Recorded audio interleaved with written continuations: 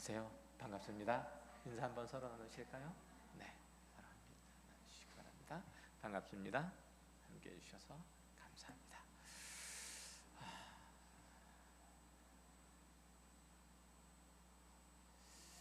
어,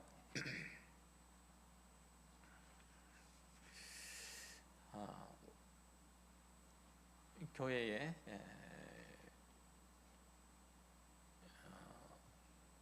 어려움을 겪고 있는 이들이 있습니다. 육체적인 질병 가운데 있는 이들도 있고 또 회복 중에 있는 이들도 있고 그렇습니다. 교회가 함께 기도하고 그들을 위해서 염려하고 기도하고 함께 힘을 북돋는 것, 하나님께서 저희들에게 주신 큰 특권이기도 합니다.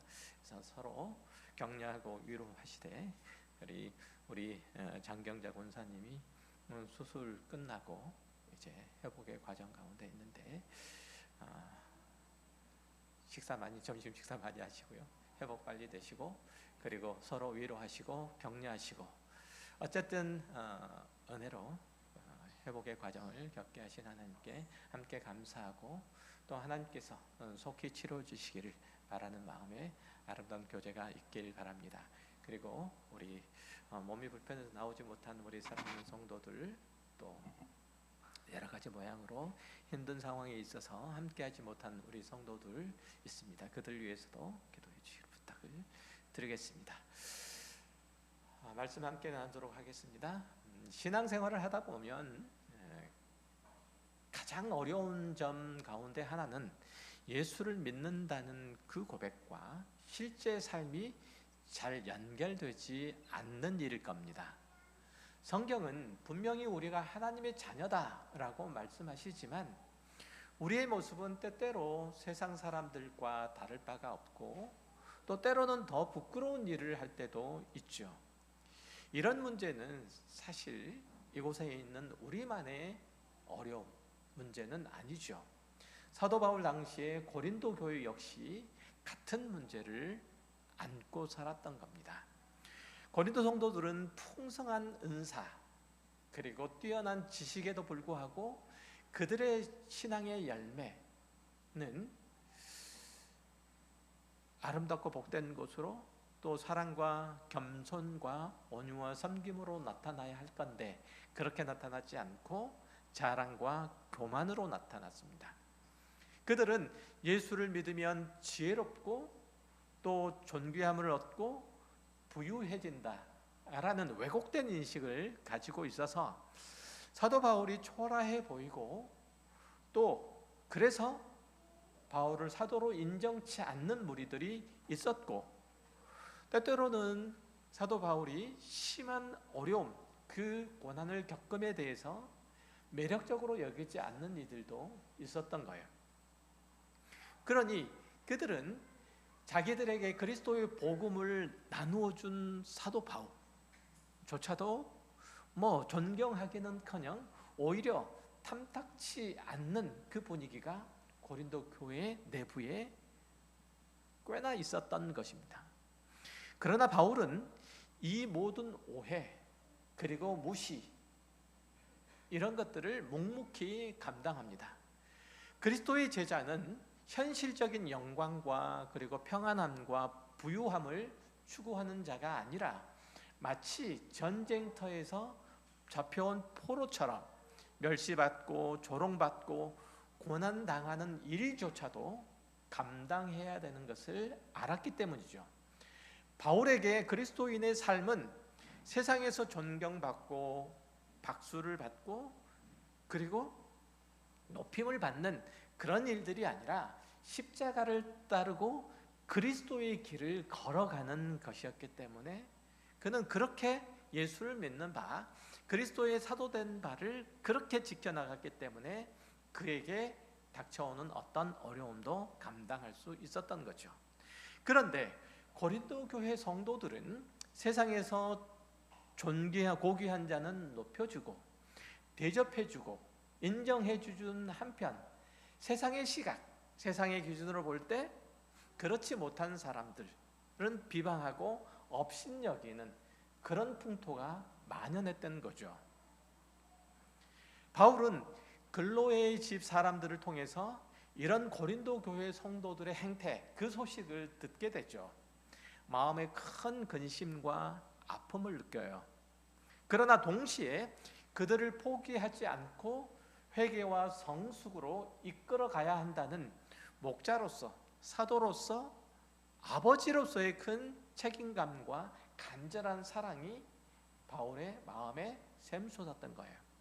본문에서 이 말을 하는 것이 너희를 부끄럽게 하려는 것이 아니라 사랑하는 자녀를 타이르려는 것이다 라고 밝힌 것도, 그는 고린도 성도들이 영적 자녀로 그들을 여겼던 거죠. 또한 그들을 품고 기도했던 것이고, 또 아버지로서 그들의 삶을 바로 잡아주려고 하는 그 마음이 간절했기 때문에 이런 서신을 통해서 그의 마음이, 교회를 향한, 성도를 향한 그의 마음이 어떠한지를 설명을 했던 거예요.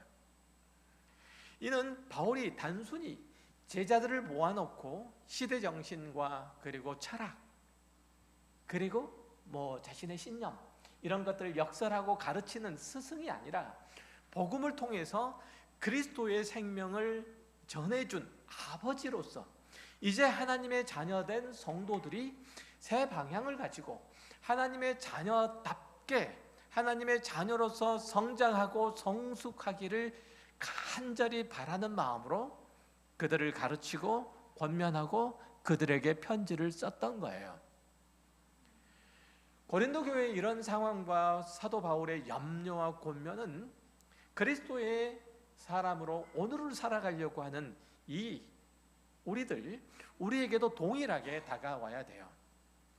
우리도 신앙생활을 오래 하다 보면 자칫 자신의 형편이나 어떤 신학적인 지식, 성경의 지식, 그리고 신앙의 경험들, 이런 것들을 자랑거리로 삼거나 아니면 남과 자신을 비교하는 그 기준으로 삼을 수 있기 때문에 그래요. 도구로 사용할 수 있다는 거죠. 은혜로 받은 것들을 마치 자신의 능력과 자신의 노력과 자신의 자격의 결과인 것처럼 그렇게 착각하기도 한다는 거죠. 이런 태도를 견제하기 위해서 바울은 하나님의 나라는 말에 있지 않고 능력에 있으며 그 능력은 십자가를 따르는 삶 속에서만 드러난다고 힘주어 말해요. 모든 그리스도인의 능력은 무엇을 통해서만? 십자가를 통해서만, 십자가를 따르는 삶 속에서만 나타나요. 더 나아가 본문 16절에서 이제 사도 바울은 이렇게 말하죠. 그러므로 내가 너희에게 권하노니 너희는 나를 본받는 자가 되라 라고까지 말해요. 이 말씀을 듣기에 따라서는 대단히 자신감 넘치는 그런 표현으로, 심하게는 교만하다, 이런 말을 하는 사도 바울이 교만하다라는 생각까지도 들죠. 그러나 당시 고린도 교회의 상황을 고려해서 바울의 우중을 들여다보면 너희는 나를 본받으라라는 바울의 권고가 사실 새삼 새롭게 들려요. 사실 바울의 신앙과 삶은 모두 다 그리스도와 그의 십자가를 따르는 삶에서 나온 것이었어요. 그러니까 그가 감당하는 모든 것, 심지어는 약하고 비천하고 줄이고 목마르고 헐벗고 매맞는 것까지 모두 하나님의 자녀로서 그리스도의 사도로서 충성되어 신실하게 삶으로써 겪는 문제였고, 바울은 복음에 따라 살면서 겪는 그 어려움을 피하지 않는 그런 자신을 닮으라고 고린도 교인들에게 권면하고 있는 거예요. 고린도 교회는 참으로 많은 것을 가진 교회였죠. 성령의 은사도 많았고 경제적인 여유가 있는 사람도 많았어요. 그리고 사회적인 지위가 있는 이들도 있었고 지적인 소양이 풍성한 이들도 많았어요. 그러나 그것 때문에 고린도 성도들 스스로 속고 말았어요. 그리스 철학과 그리고 수사학을 잘 알고 웅변술에 익숙한 이들이 있었고, 거기다가 사회적으로 인정받는 무리들도 있었어요. 또 성령의 은사로 말미암아 예언과 방언 등이 나타남들이 있었으니까 그 모든 것이 나는 너와는 달라, 너희들과는 달라 라는 오만함으로 발전하게 된 거죠. 그들은 영적인 지적인 우월의식을 가졌을 뿐만 아니라 성령의 은사마저도 자기들이 그럴 만한 충분한 자격이 있기 때문에 받을 수 있었노라고 생각을 했던 거예요. 또 자기들이 가지고 있는 하나님에 관한 지식으로 충분히 다른 사람들을 설득하고 굴복시켜서 기독교 신앙 가운데로 들어올 수 있게 할 수 있다고 그렇게 믿었어요. 고린도전서 4장 20절에 뭐라고 말씀하시냐면 하나님의 나라는 뭐라고요? 말에 있지 않고 능력에 있다라고 사도 바울이 꼬집어 말한 것도 고린도 교회의 이런 분위기를 의식함 때문이에요. 그들이 사도 바울의 언변을 문제 삼잖아요. 그가 어눌하다고 언변을 문제 삼아서 그는 그리스도의 사도로서 교회의 지도자로서 합당치 않다고 시비를 건 건데, 그건 고린도 교회에 이런 분위기가 만연했기 때문에 그래요. 잘난 이들이 꽤나 있었다는 얘기예요. 우리가 익히 경험하듯이 기독교 신앙은 학문적인 지식이나 아니면은 언어적인 설득력으로 배양되거나 강화되지 않아요. 그리스도의 복음은 자신이 가지고 있는 어떤 능력이나 재주로 전파할 수 있지도 않아요. 기독교 신앙은 오직 하나님의 능력, 즉 그 아들을 십자가에 못 박으시고 그 구원을 이루신 하나님께로부터만 나와요. 아멘 안 하시네? 그렇죠? 여러분이 누군가에게 그리스도를 전하고 싶으면, 그 구원을 나눠주고 싶으면 그리스도의 복음을 살아가는 수밖에 없어요. 하나님의 은혜에 기댈 수밖에 없어요. 하나님의 구원의 은혜가 그 가운데 임하도록 기도하는 수밖에 없어요. 말의 설득력으로 그들을 바꿀 수 있지 않다는 뜻이에요. 제가 13년 동안 여기서 우리 가까운 교회에서 목회를 하는 동안 뼈저리게 깨닫는 게 바로 그 부분이에요. 우리는 그리스도의 능력 안에서, 그리스도의 복음 안에서 하나님께서 간섭하시고 역사하시고 그 선하신 뜻으로, 그 선하신 길로 우리를 인도할 때만 그나마 그쪽을 향해서 나아갈 수 있게 돼요. 그래서 모든 그리스도인은, 모든 그리스도의 교회는 오직 하나님의 역사 속에서 하나님께서 우리를 살피시고 우리를 인도하시며 주권적으로 함께하사 우리를 고치시도록 그 하나님의 능력을 기대하는 것 외에 우리의 신앙의 인격이, 우리의 삶의 전 모습이 나아지기를 기대해서는 안 돼요. 심지어는 성령의 은사와 능력조차도 우리를 변화시킬 수 없어요. 누가복음 17장에 보면 10명의 문둥병자가 예수님께로 와서 간구하죠. 낫기를 바래요. 예수님께서는 그들의 딱한 상황들을 아시고 깨끗하게 하시죠. 그리고 제사장에게 가서 자기의 몸을 나았음을 확인하도록 하세요. 그렇게 확인을 받았는데 그 중에 단 한 사람만 예수님께 다시 돌아와서 감사와 영광을 돌렸고, 주님께로부터 내 믿음이 너를 구원하였느니라 라는 이 말씀을 들어요. 나머지는 온데간데 없어요. 다만 자신이 낫다는 사실만 기뻐하는 거예요. 그가 낫게 한, 그가 나음을 입은 그분이 누구인지 관심이 없었던 거예요. 사실 말로 사람의 지적인 수준을 높이는 일은 그렇게 어렵지 않아요.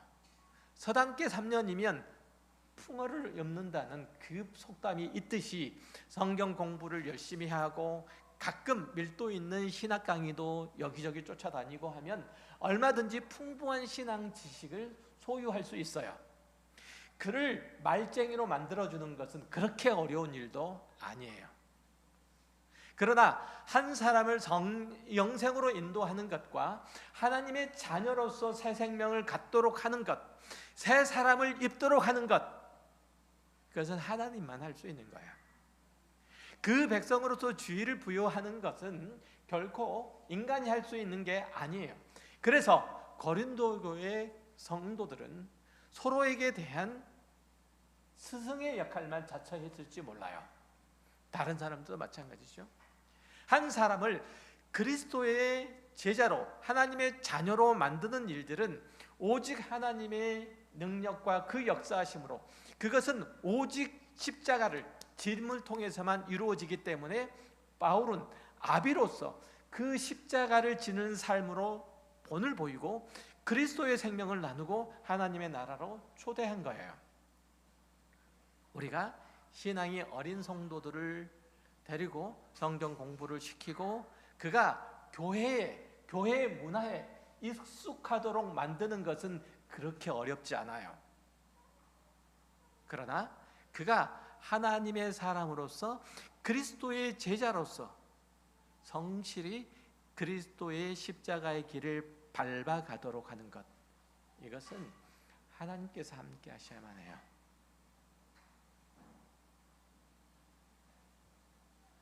그래서 그렇게 되기 위해서는 내가 그를 품고 아비로서 애타고 수고하고 기도하고 하나님께 끊임없이 그를 맞디고 하나님의 선하신 주권이, 의로우신 역사가, 하나님의 말씀의 능력이, 그 기적이 그 가운데 임하도록 소원하는 수밖에 없어요.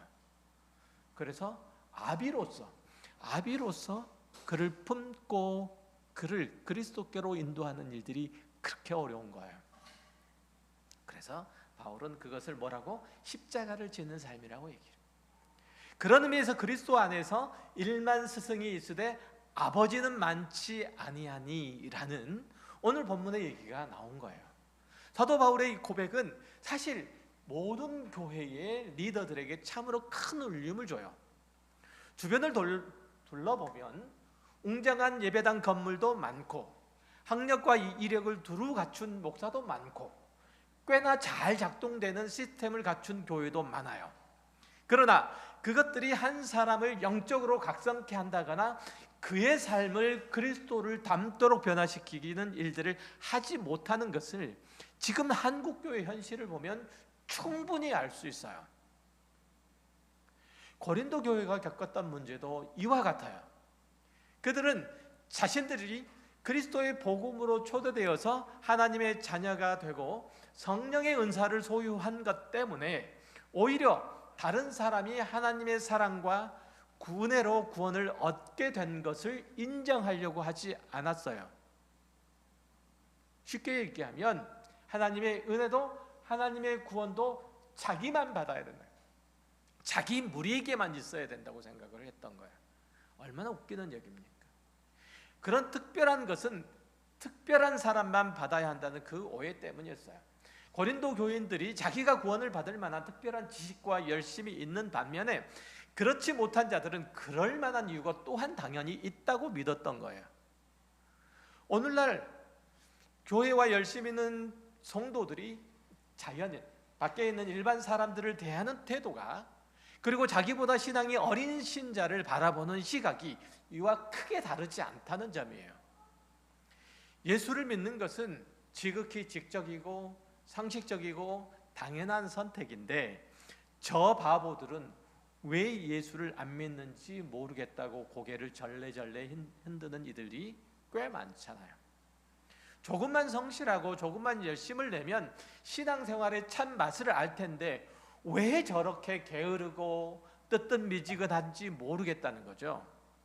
하나님이 다 알아서 해줄 텐데 왜 못 믿고 저렇게 혼자 끙끙거리는지 모르겠다는 생각이에요. 이런 생각에 사로잡혀 있다 보니까 신앙생활에 열심을 보이면 옳고 정당하지만 그렇지 않는 사람들은 다 좀 그런 사람인 거예요. 사마 얘기를 입으로 못 꺼내서 그러니까 이들이 모두 다 심판받아야 될 일들이라고 생각을 하게 되는 거죠. 물론 그런 생각이 다 나빴다고 얘기할 수는 없지만 사실은 그 생각이 교회의 계급을 나누는 거고 교회 성도들을 서로 배타적으로 만드는 거고 옳고 그름 속에 빠뜨리는 거예요. 우리는 어떤 이는 신앙생활을 하는 가운데 조금 앞서가 있을 수 있고, 그리고 어떤 이는 조금 뒤서 있을 수 있지만 이 사람은 옳고 이 사람은 틀렸다 이렇게 말하지 않아요. 적어도 그리스도 예수 안에서는 말이죠.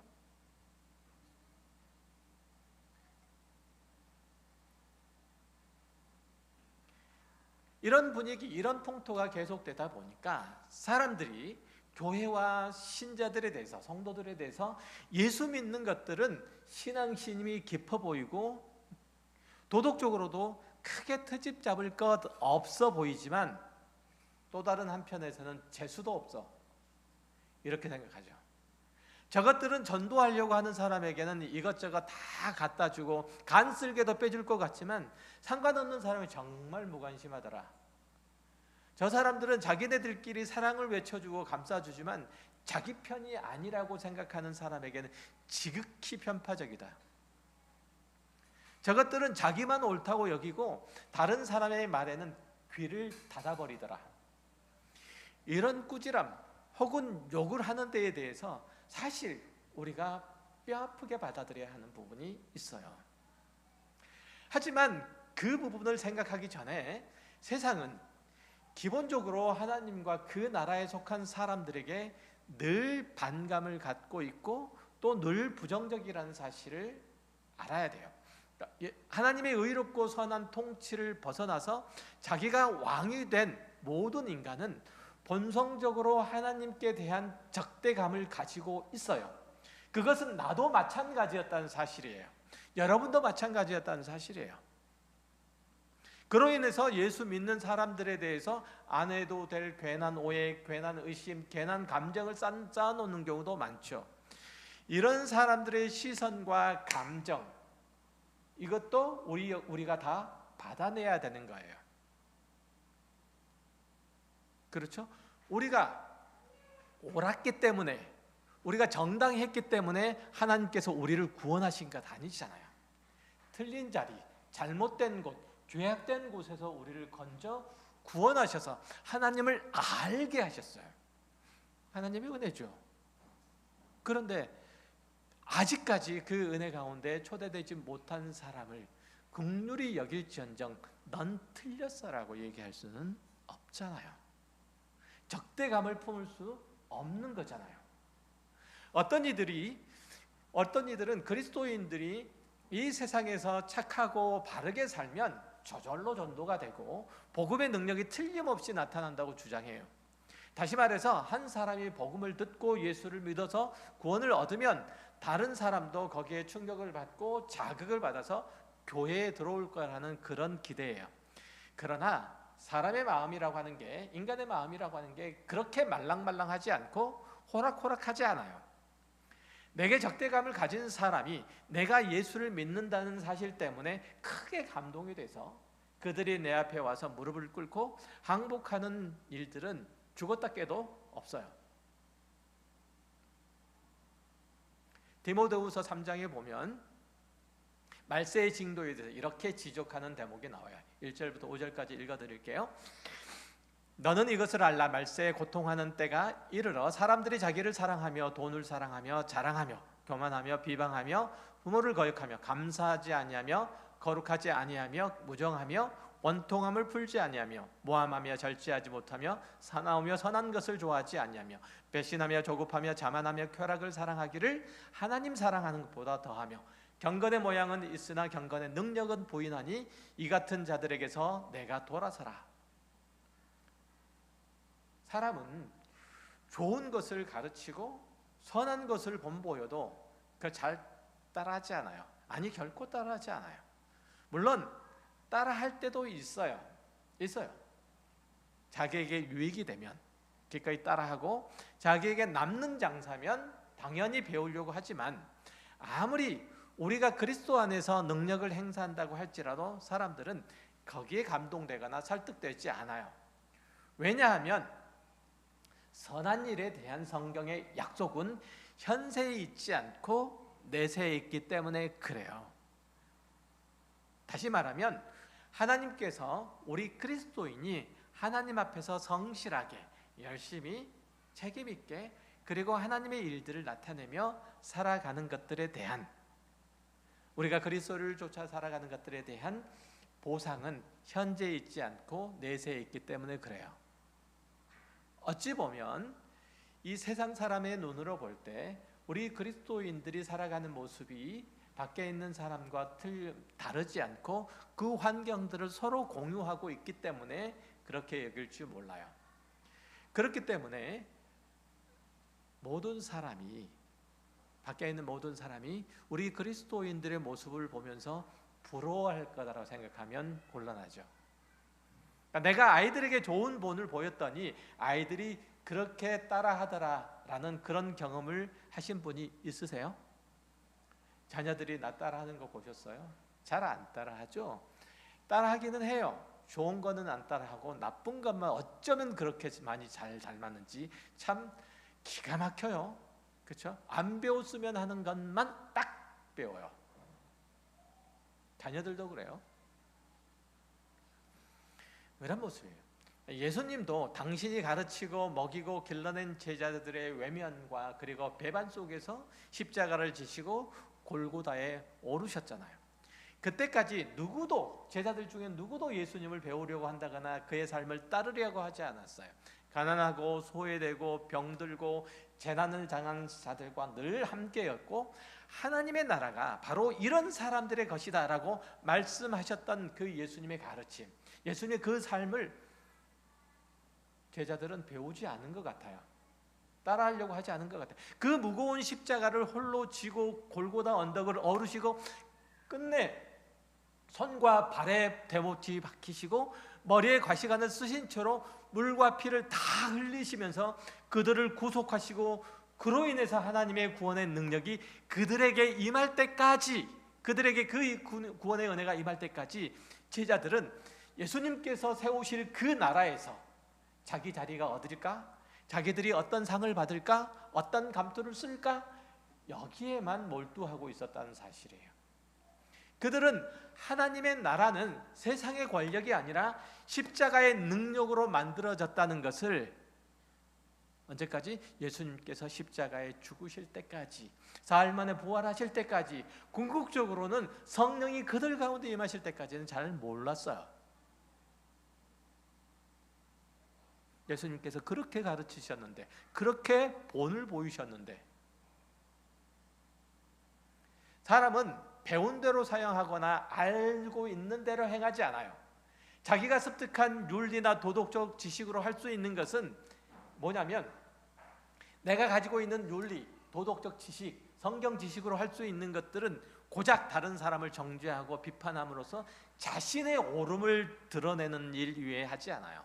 경건의 모양은 있으되 그 경건의 능력을 부인하는 자로 살아가는 것이 이 시대 속에 살아가는 사람들의 모습이에요. 마태복음 5장에 나타나 있는 산상수훈에 보면 하나님께서 그의 나라의 백성을 부르실 때 오직 하나님의 의를 통해서만 부르시고 그 나라에 들어온 백성들도 하나님의 의를 통해서만 경건의 능력을 나타낸다고 얘기를 해요.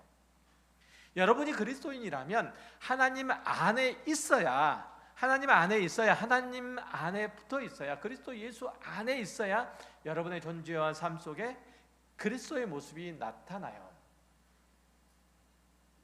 여러분이 그리스도에게 접붙여 있어야만 그리스도의 능력이 여러분에게 나타나요. 그래서 자연인에게 있어서 그리스도를 발견할 수 있는 경우는 아예 없어요. 그리스도인의 경건은 그가 하나님 안에서 훈련하고 하나님 안에서 세상과 싸울 때만 나타나요. 그가 예수 그리스도 안에 있을 때만 나타나요. 한 환경을 탓하면서 그것을 안 할 수 없고 또 그것을 다른 사람이 대신해 줄 수 없고 심지어는 성령의 은사를 받는다고 해결될 문제가 아니기 때문에 여러분이 그리스도인으로 사시려면, 여러분의 삶에 하나님의 능력이 나타나게 하시려면 뭘 해야 된다고요? 여러분이 그리스도 예수 안에 붙어 있어야 돼요. 하나님과 사귐이 있어야 돼요. 하나님의 영생이 여러분의 삶 가운데 풍성하게 영향을 끼치고 있어야 돼요. 그렇지 못하면 다 망하는 거예요. 오직 성도가 그리스도께서 가신 십자가의 길에 동참할 때만 자기의 삶의 능력이 나타나는 거예요. 그때서야 비로소 세상도 여러분이 자신과 다름을 발견할 수 있게 돼요. 하나님의 나라는 말에 있지 않고 능력에 있다는 사도 바울의 충고를 곱씹고 또 곱씹기 바라요. 하나님은 우리에게 말로써 자신의 신앙의 지식을 전하라 라고 말씀하지 않으셨어요. 하늘의 밀알이 땅에 떨어져 죽어야 그 자리에서 싹이 나고 밀이 열리듯이 우리 각자가 십자가를 지고 그리스도를 따름으로써만, 그리스도와 함께 죽음으로써만 그리스도의 부활에 동참할 수 있는 거예요. 하나님의 나라가 나타나는 거예요.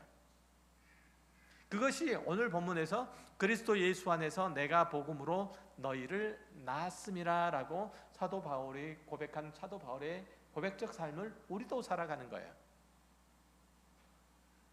나는 너희에게 말로써 복음을 가르치는 선생이 아니라 복음을 살아냄으로써 너희를 낳았으니 너희도 나처럼 살아라, 이렇게 말해요. 이 말씀이 오늘 본문에서 사도 바울이 고린도 교회 성도에게 그리고 하나님의 은혜를 따라 구원을 얻는 모든 이들에게 하는 진심 어린 충고요, 권면이에요. 삶의 모범이에요. 여러분의 삶에 하나님의 능력이 나타나시기를 원하십니까? 그러시다면 그리스도 예수를 흠모하세요. 그가 사신 삶을 경외하시고 그리고 그 삶이 내 삶에 겹쳐지도록 소망하세요.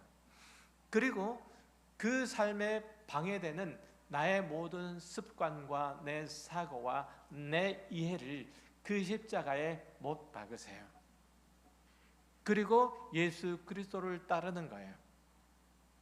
예수님께서 행하신 일들이라면 나는 망해도 할 것이고, 예수 그리스도께서 거부하신 일들이라면 나는 그것이 일확천금을 준다고 할지라도 거부하리라. 이런 마음을 가지고 살지 않으면 여러분의 삶에 하나님의 능력이 나타날 수 없어요. 요즘 한국 사회의 분위기로 볼 때 예수를 믿기가 참 어렵죠. 어떤 이들은 대한민국에서 기독교가 빨리 없어져야 될 암적 종교라고까지 말해요. 물론 과도한 비난이고 그 마음의 강팍함이 여과없이 표현된 말이지만 우리도 또한 이 부분에 있어서 고민해야 될 부분이 있어요. 오죽 답답하면 그런 말을 하겠어요. 기독교인들의 삶의 내용과 그들이 이 땅에서 목표하는 것들을 들여다보면 그가 하는 일들이 도무지 이해가 되지 않고 납득되지 않는다는 비판 혹은 나무람이 그 속에 있는 거예요. 물론 기독교는 사회정의를 부르짖는 종교도, 철학적인 고상함을 추구하는 종교도, 윤리적인 가치를 따르는 종교도 아니에요. 싸워서 정의를 세우는 종교가 아니라는 뜻이에요. 그렇다고 힘의 논리가 지배하는, 폭력이 난무하는 이 세상에 무지성적으로, 무비판적으로, 무신앙적으로 반응하라는 것도 아니에요. 어떤 이들은 예수를 믿는 사람 때문에 예수를 못 믿겠다고 아우성이에요. 이 소리가 예수를 안 믿으려고 하는 사람들의 핑계거리로만 들리지 않았으면 좋겠어요. 우리 교회에. 요즘 매스컴에 정교유착이라는 말이 자주 등장해요. 옳고 그름을 떠나서 왜 교회가, 목사가 정치권 인사들과 밀착되어 있어야 했는지 정말 고민해 봐야 될 때예요. 하나님의 나라는, 하나님의 능력은 그런 데서 만들어지는 것 아니에요. 교회의 미래는 누가 정치 권력을 잡았는가에 달린 게 아니라 성도 하나 한 사람 한 사람이 하나님의 능력에 붙들려 있을 때 그리스도의 십자가의 길들을 걸어가는 데에 달려 있는 거예요. 많은 사람이 필요한 것 아니에요. 소돔과 고모라가 멸망할 수밖에 없었던 것은 그 땅이 부패해서가 아니에요. 그 땅에 의인 10명이 없었기 때문에 멸망한 것이지, 이 땅에 하나님께서 교회를 두신 목적이 뭐예요? 이 땅의 마지막 순간이 올 때까지 하나님께서 구원하시기로 작정한 모든 사람이 다 구원을 얻을 때까지 이 땅을 너희가 지키고 있어라. 하나님의 거룩으로 그리스도의 의로 지키고 있으라는 거잖아요. 이 땅이 소돔과 고모라처럼 멸망하지 않도록 너희가 최후의 보루 10명이 되어라. 그래서 이 땅에 교회가 있는 거잖아요. 여러분이 그래서 있는 거잖아요. 정치 권력자에게 이 땅이 달려있는 것 아니에요. 미래가 달려있는 것 아니고 운명이 거기에 있는 게 아니에요. 여러분에게 있어요. 이웃하는 일본은 기독교 인구가 1%도 되지 않는다고 해요. 그런데도 이들은 성실함과 근면함과 그리고 정직함에 있어서는 우리보다 100배는 낫다고 해요. 한국 교인들은 태국의 불교 신자나 티벳의 라마교 신자보다 형이하학적인 삶, 즉 본능에 충실한 삶을 산다고 그래요. 기독교인들이 본능에 충실한 삶을 산대요. 제가 하는 얘기겠습니까?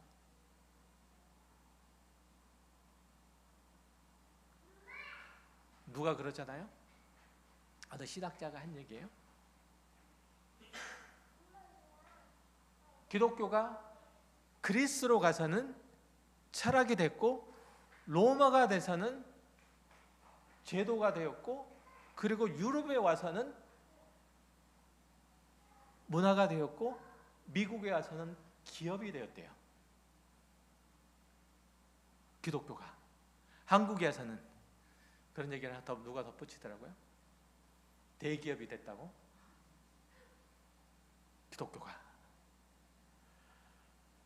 우리는 예수를 믿어서 복받은 나라가 되었고 경제적으로 풍요도 누리게 됐는데 정작 예수를 흠모하고 본받고 따르려고 하는 사람은 적어요.